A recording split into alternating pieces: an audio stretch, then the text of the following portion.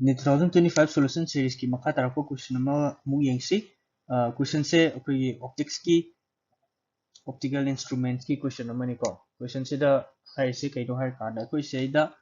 microscope हम ले रहे microscope की objective lens की focal length क्या no 2 cm knee अदुगा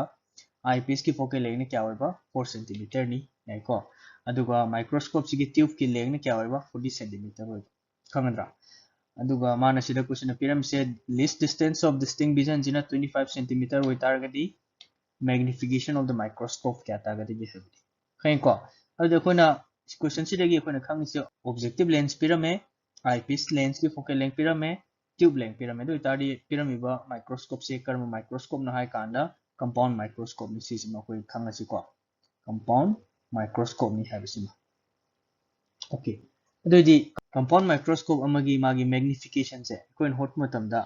ani thon hot pe magnification gi relation se koi da ani khanglei karam ba case no har kanda ahan bada se left side na is mai irage ahan bada suna consider na se normal adjustment hai ba ma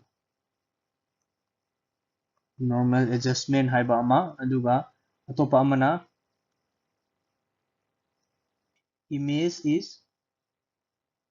form at kedoba least distance of least distinct vision natra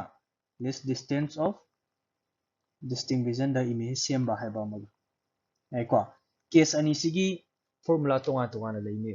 yar ba formula je ai chora pa hana itoke seida normal adjustment ki formula da lei do magnification di length of the tube ko aduga divided by objective lens ki focal length aduga least distance of distinct vision divided by eyepiece ki focal length mo any multiply to do ko aduga ani subda sona kan gi image sina kai gumba least distance of distinct vision the same target magnification se L divided by kanaga mani F naught to mani aduga 1 plus kanaga mani ba least distance of distinct vision divided by F e mani kangada okay sile adudi sigi formula ani se karamba formula apply to gadagi have sin akoina sile da maru na khangadu si ko maram di question sile da normal adjustment oigadra na tagana sigi image form and least distance of distinct vision oigadra ani se karamba oigadagi have se kem to palamde koida कोई pyramid je focal length f naught sina kya no 2 cm piramba fe sina 4 cm piramba l sina kya piramba 40 cm pirame aduga d sina 25 cm ni sini mana piramisi ai ko sikatane ko de pyramid kem hairamte aduna sigi question da palamdraga su aikoina khangba yaba se kaino ha kana normal adjustment gi hoina di ahan ba point ta aikoina normal adjustment haibadi image se kai da sembano image is form at kedowa infinity the same adu aikoina kai ko ge ha kanda normal adjustment ko aduna kai gumba image se infinity the same targa di akoi gi mid se yengu matam yamna relax hoina yamna komna adum normal state ta adum akoi gi ka tare yam line adum yengba yai ko aduna image se infinity the same targa di I se kai to we hai gani akoina relax to we gani ai ko mid se koina relax to wa mong de lei hai gani aduga atopa amadana sona khangi d the image semagadi sona khangi sidana kedoge har kanda ahan bada least distance of distinct vision the image same to ni natra haibadi se image is at kedoga d the same to ni aduga image is the same matamda kedoge har kanda ko gi mid se yamna highly strain to gane kai ko aduna ani sibai sida I se kedone ba